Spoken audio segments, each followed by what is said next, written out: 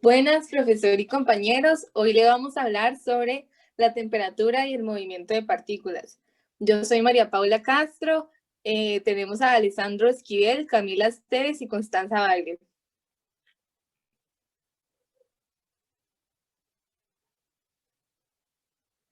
Bueno, la relación que existe entre la temperatura y el movimiento de partículas está relacionado con la teoría de que a mayor temperatura va a haber un mayor movimiento. Esto debido a que estas partículas son muy pequeñas, donde cada objeto de estas partículas está en constante movimiento.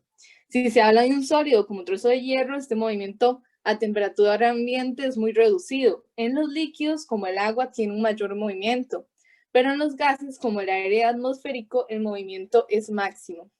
Para ello se explica con la distribución de Maxwell-Boltzmann, que habla que no todas las moléculas de aire se mueven a una misma velocidad. Incluso el aire, si se encuentra a la misma temperatura representada en una gráfica, se va a poder observar como no están de manera simétricas. Para ello se usan las siguientes fórmulas: de velocidad promedio de una molécula de gas localizada un poco a la derecha del pico de la misma, y la razón de la velocidad promedio se encuentra en este lugar, es la larga cola que está del lado de la gráfica. A esa larga cola es jalada por la velocidad promedio al lado derecho del pico de la gráfica. Después tenemos la velocidad cuadrática media, que esta es la raíz cuadrada de la media de los cuadrados de las velocidades. Y aquí se pueden observar las fórmulas que se van a utilizar. Para ello, se puede observar la gráfica que si calentamos un gas a mayor temperatura, el pico de la gráfica se va a mover a la derecha. Por contrario, si vamos al lado izquierdo, se va a hacer un gas caliente. Después tenemos materiales. Para ello utilizamos el hidrógeno, helio, nitrógeno, oxígeno, vapor de agua y un termómetro. Y para el procedimiento, primero es importante mover el desplazador a temperatura de lado a extremo y observar el movimiento de las partículas. Después, comprobar cuáles moléculas con la misma temperatura se mueven más rápido. Después, mover el desplazador de temperatura de igualmente a los extremos y observar las gráficas de la derecha. Después, seleccionar el gas como hidrógeno o alguno de los materiales y observar si este se mueve del lado izquierdo o derecho de la gráfica, elevando a la temperatura de 500 o a 1000 Kelvin.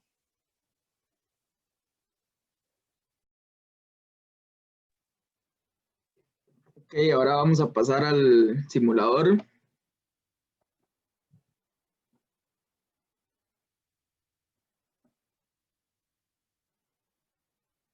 Aquí podemos ver, bueno, por acá tenemos el movimiento de las partículas. Aquí ya tenemos el hidrógeno a 500 Kelvin.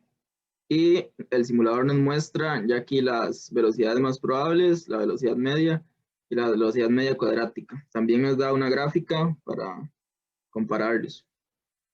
Esto lo vamos a ir deslizando la temperatura a 1000 y vamos a ir viendo los cambios de las velocidades.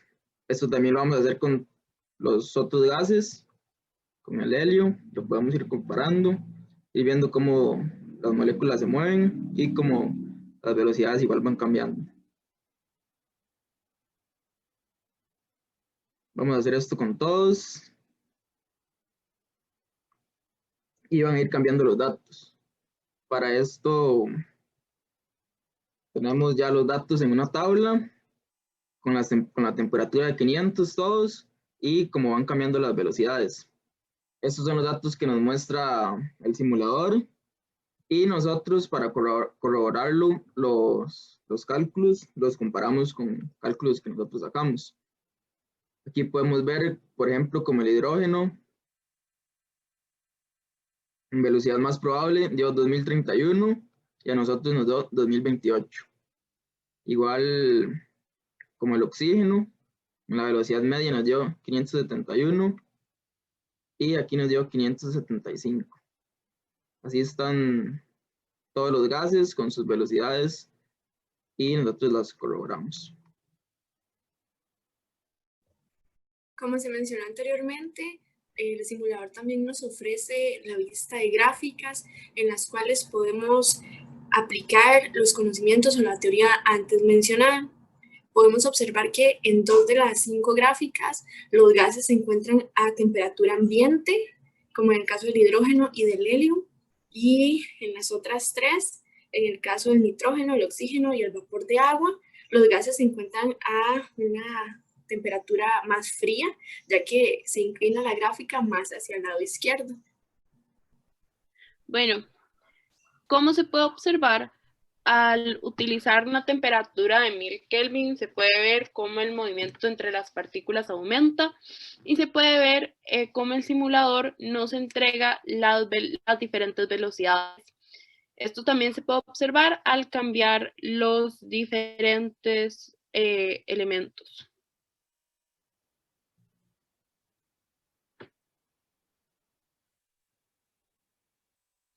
Ahora, volviendo a la presentación, se puede observar cómo, por ejemplo, el oxígeno y el vapor de agua tienen menor velocidad en comparación a los demás.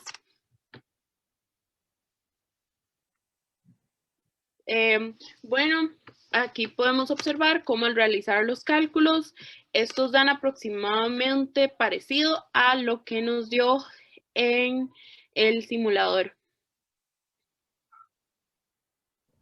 Ahora nuevamente vamos a observar las gráficas que nos arrojó el simulador, ahora aplicando una temperatura de 1000 grados Kelvin a las sustancias o partículas. Como podemos observar, en 2 de los 5 casos, los gases se encuentran a temperatura ambiente para el hidrógeno y el helio. Ahora para el nitrógeno y para el oxígeno se encuentran a una temperatura más fría, puesto que las gráficas nuevamente se inclinan más hacia el lado izquierdo. Y podemos observar que en el caso del vapor de agua, el gas se encuentra a temperatura ambiente, cambiando un poco hacia una temperatura más fría, puesto que nuevamente se está inclinando más hacia el lado izquierdo.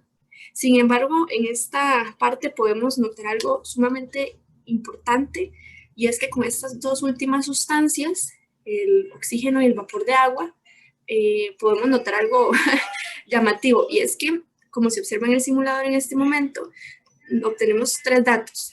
Los datos de aproximados o más probables de las velocidades, obtenemos los datos de la gráfica. Sin embargo, a la hora de observar el movimiento de las partículas, podemos darnos cuenta que entre el oxígeno y el vapor de agua, las partículas del vapor de agua son mucho más lentas que las del oxígeno, a pesar de que los datos obtenidos y registrados en las tablas nos muestran que el oxígeno, en buena y sana teoría, es el más lento. Sin embargo, no es así, y esto gracias al simulador podemos confirmarlo.